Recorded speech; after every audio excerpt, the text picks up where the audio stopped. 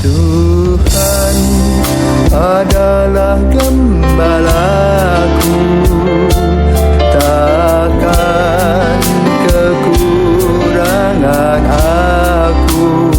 Saudara-saudari yang terkasih di dalam Kristus, selamat pagi. Salam jumpa lagi dalam Sabda Siap Saji Sabtu 10 Juni 2023, hari biasa pekan ke-9. Marilah kita berdoa dalam nama Bapa, Putra dan Roh Kudus. Amin. Allah Bapa yang Maha Baik, Engkau sangat memperhatikan kebahagiaan dan keselamatan kami. Semoga kami senantiasa mewartakan karya belas kasih-Mu kepada siapapun. Dengan pengantaraan Tuhan kami, Yesus Kristus Putra-Mu yang hidup dan berkuasa bersama Dikau dalam persatuan Roh Kudus Allah sepanjang segala masa. Amin. Tuhan bersamamu dan bersama rohmu. Inilah Injil Yesus Kristus menurut Markus. Dimuliakanlah Tuhan. Markus bab 12 ayat 38 sampai dengan 44. Pada suatu hari Yesus dalam pengajarannya berkata, "Waspadalah terhadap ahli-ahli Taurat. Mereka suka berjalan-jalan dengan pakaian panjang dan suka menerima penghormatan di pasar.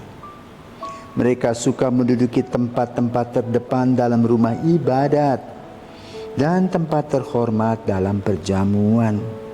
Mereka mencaplok rumah janda-janda sambil mengelabui orang dengan doa-doa panjang. Mereka ini pasti akan menerima hukuman yang lebih berat." Pada kali lain sambil duduk berhadapan dengan peti persembahan, Yesus memperhatikan bagaimana orang banyak memasukkan uang ke dalam peti itu. Banyak orang kaya memberi jumlah yang besar. Lalu datanglah seorang janda miskin. Ia memasukkan 2 peser, yaitu 1 duit.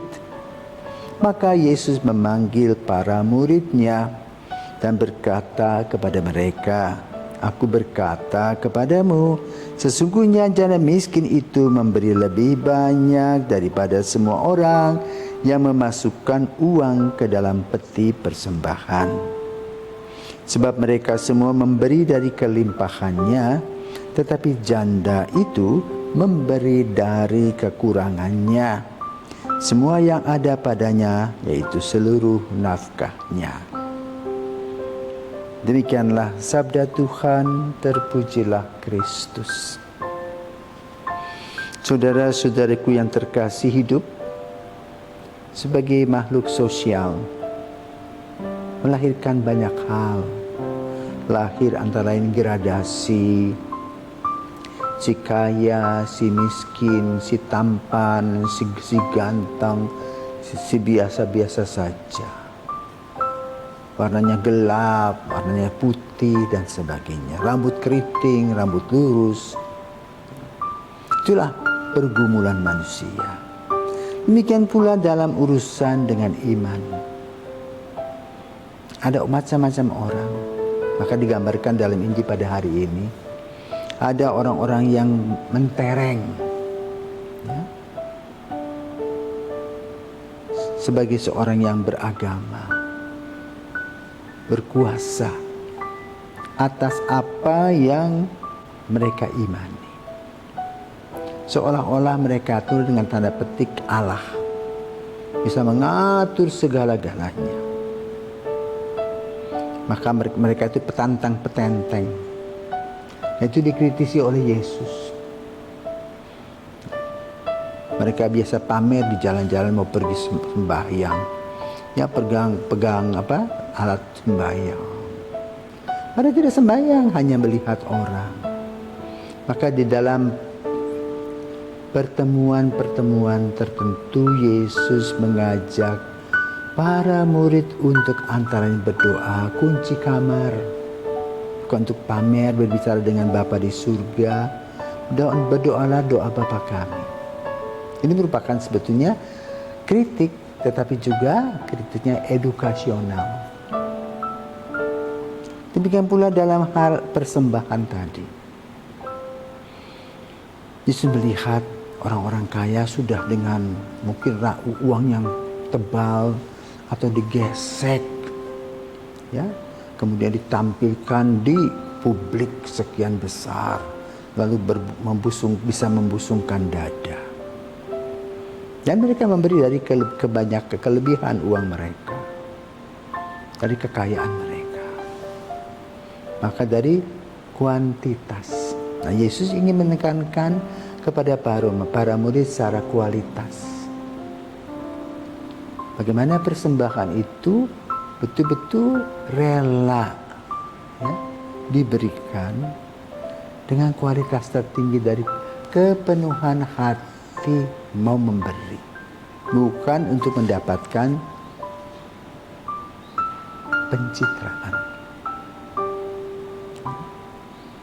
Banyak orang mengadakan pencitraan juga aksi-aksi sosial hanya untuk dilihat orang sebagai pencitraan, bukan penghayatan.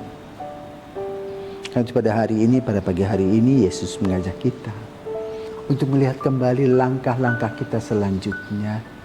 Apakah dalam perilaku hidup kita, dalam hidup iman kita, kita hanya untuk pencitraan?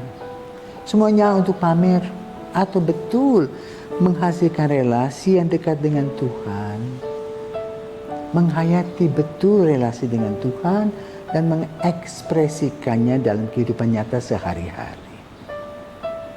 Orang sering ingin menjadi populer tetapi hanya seperti